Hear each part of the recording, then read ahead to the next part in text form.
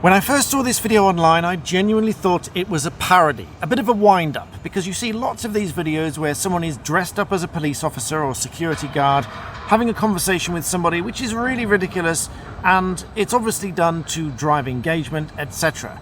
But then I realised from the comments and the seriousness of the video that this was a real video. This police officer is trying to say that saying "speak English" is somehow a hate crime. Which it's not, but that's what I'll talk about in this video.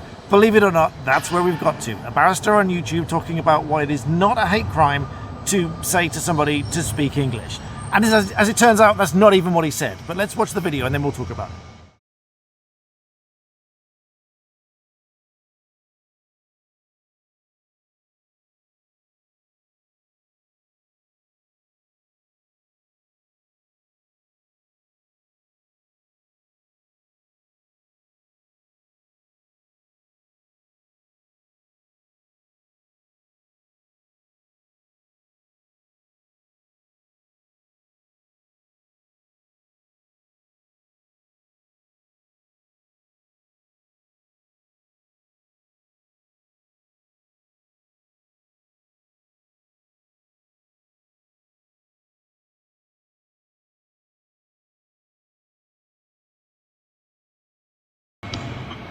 So, suffice to say, asking someone to speak English is not a hate crime.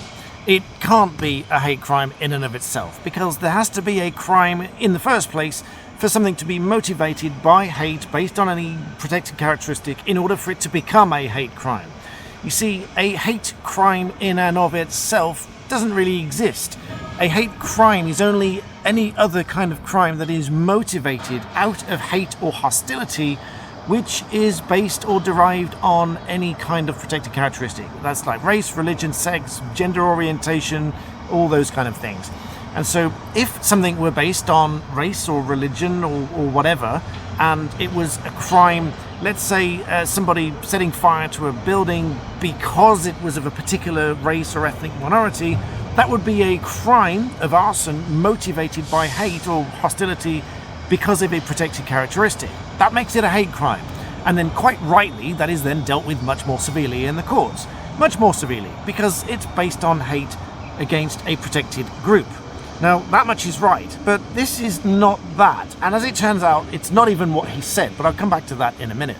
So, asking someone to speak English is not in and of itself a crime. If there's a lapse in communication and understanding, and as you've probably gathered being out here, my Chinese is not fluent, so sometimes people ask me if I speak Chinese, and they ask me to speak Chinese, and sometimes I might ask them if they speak English. Not very often, because I try to speak Chinese when I'm here and I try to get help where I can. But if someone were to ask me if I speak Chinese, or if I were to ask them if they speak English, that's not a hate crime. That is just trying to communicate with somebody.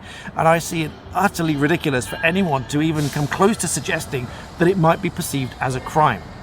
Now, if there were a crime that was based on, let's say they were intentionally harassing somebody, let's say they were being really grotesque and vulgar towards somebody, abusing somebody, and while they're doing that, telling them on the back of it, you should speak English, and getting really angry with them or something like that, yes, that might then amount to a hate crime and that might be investigated, but we're really stretching the definitions here. We are really clutching at straws. This, as it turns out, was nothing of the kind, by the sound of it, at the very least. Now, as it turns out, he didn't even say that. What he said, as he said in the video, is speak clearly. Because as it turns out, he appears to have hearing difficulties. So he asked this, whoever it was, to speak clearly, so that he can understand it. So I am absolutely beside myself with why police are taking time with such things like this, and really where we are going as a society in the UK. And on that note, you'll recall my previous video with regard to the recruitment process. Now, the Chief Constable for West Yorkshire Police has doubled down on his views on recruitment. Now, I'm not against some kind of positive action to satisfy the requirements for the recruitment and diversity and so on, but when those cross the threshold, they can become discriminatory in the reverse. Now, his comments are that the legislation should change so that they can positively discriminate. Now, I think that causes a problem for him, with great respect, because the police code of conduct at all times means that they should operate without any kind of discrimination.